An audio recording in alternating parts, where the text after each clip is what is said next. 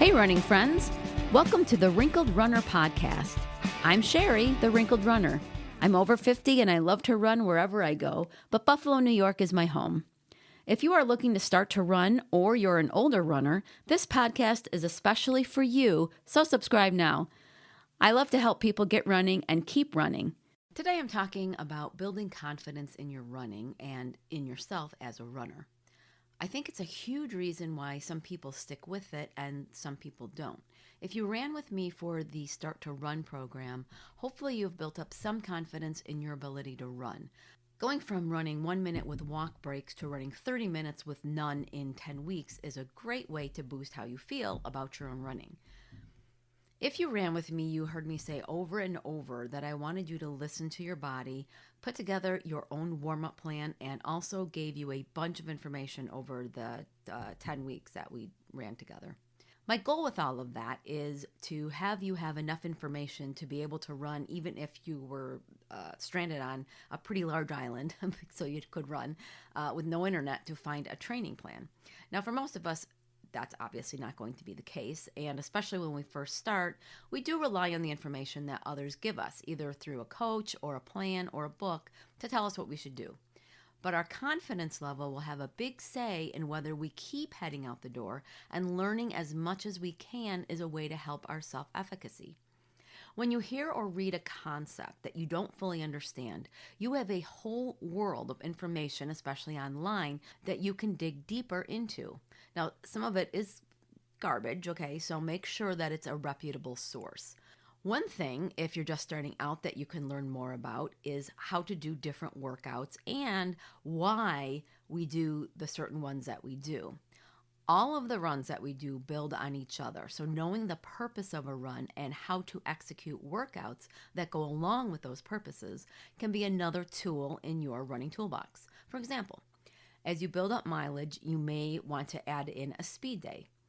If you learn what a tempo run is, you can start to put a tempo run into your week. Now, to do that, you can break it down into something workable for you by maybe running hard for 5 minutes in the middle of a run. Then start building it up from there until you're going out for a 30-minute tempo run. And I guarantee getting a 30-minute tempo run in for the first time is definitely going to build your confidence. You can find out more about the tempo run and other runs and workouts in some episodes, and I will put that in the show notes so that you can get some more information on that.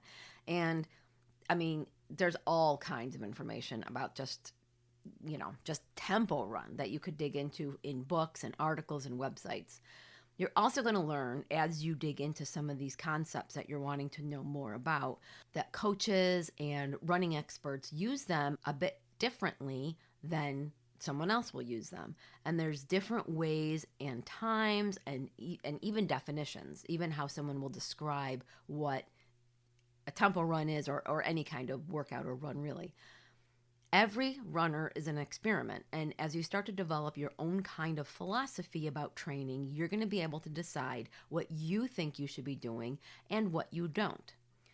I've done some training that I had to abandon in the middle of because it just wasn't working for me, even though others may have thought it was the best thing ever.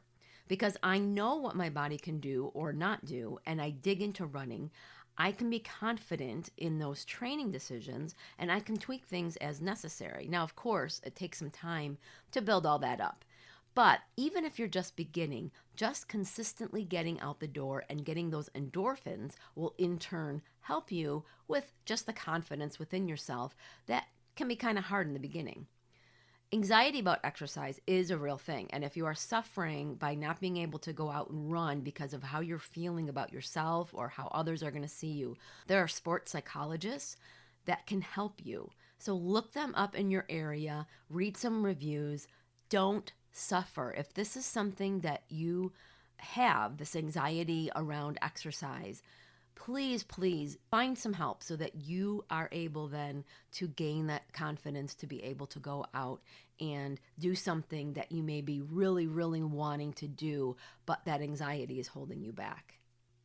Another way you can build up confidence, if you're interested, is racing. Now, I'm not talking about winning, although I'm not talking about winning, but getting out there with a group of people and pinning that bib on and waving at people who aren't racing as you pass them by is a huge confidence boost. Even if you're walk running, even if you're last, the fun of the race and being part of that group, there is nothing like it. It is an amazing feeling.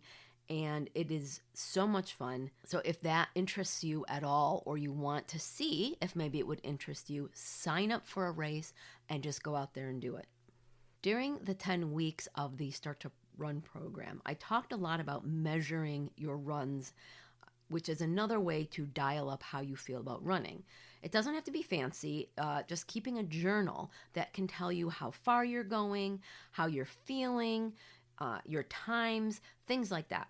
Looking back and looking how far you've come will show you your progress towards any big goals, or even just how far you've come within yourself. You can also take those goals and imagine yourself completing them to give you a bounce in your step. I imagine when I'm marathon training, and some of those marathon long runs are can be very kind of confidence lowering, and I start imagining myself crossing that finish line when the going gets tough during those training sessions. A lot of times, if I do that imagery, then I can tamp down the negative voices that can come into your head, which I definitely am guilty of. And so I've had to calm down and talk myself down, and also learn how to build myself up and stop doing the negative talking. So here are some things that you can do to shut that down. The first thing is to just tell yourself to stop. Just tell yourself stop. If you hear your inner voice saying you should just quit, you're not a runner, whatever it says, just say stop it. And then replace the negative with a positive. You can say, I am a runner. I am running. I'm going to finish this strong. Always replace the bad with the good. Even write down some positives before you head out the door so that you have something to rely on in the moment. Keep track as well in your journal. If you're on a run and the negative self-talk kind of comes out, see if you have developed patterns or triggers for when that happens. For example, are you more down on yourself when you've had a stressful day at work or disagreement with a significant other?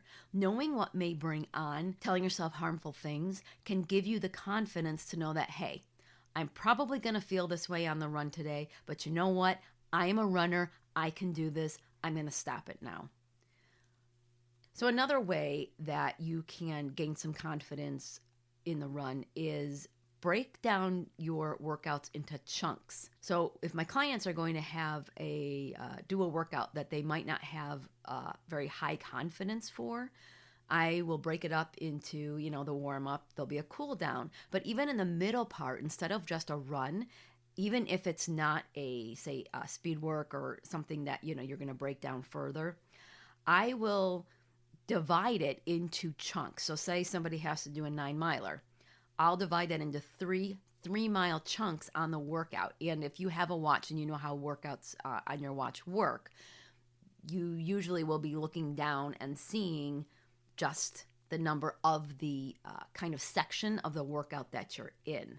So when you look down at your watch, instead of seeing that, oh, I still have 8.3 miles to go, say, you can look down and it won't ever say anything over 3 miles. In fact, by the time you look at it, it'll be like, 2.3 or 1.5 or whatever. So even though obviously the person going out for that 9-miler knows they're going out for a 9-miler, there is something psychological about having things chunked up that makes it easier to do.